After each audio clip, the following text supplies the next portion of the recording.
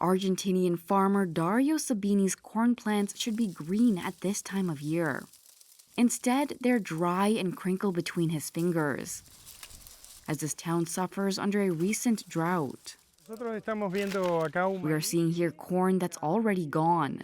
The plant is already yellow. It will not come back, he said.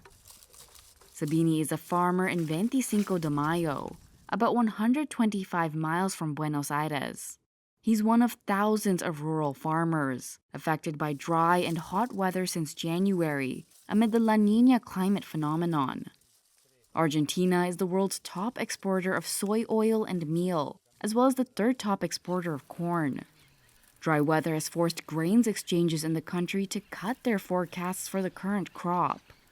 The Buenos Aires Grains Exchange currently estimates 49.6 million tons of soybeans and 49 million tons for corn in the 2024-2025 harvest. Farmers like Sabini say the reality is likely worse. Agroclimatologist Eduardo Sierra, who advises the Grains Exchange, explains.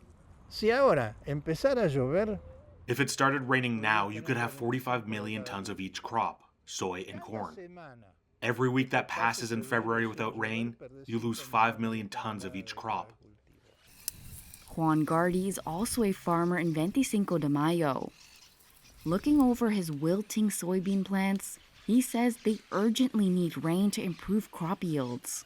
La soja de primera también igualmente venían muy bien, The first soybeans were doing very well.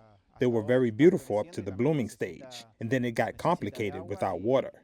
You can see many ruined flowers from stopping during development.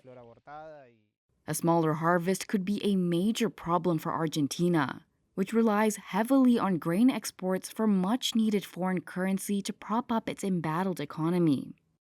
Concerned by the situation, the government of President Javier Milei last month cut taxes at least until the end of June on agricultural exports, in order to speed up grain sales.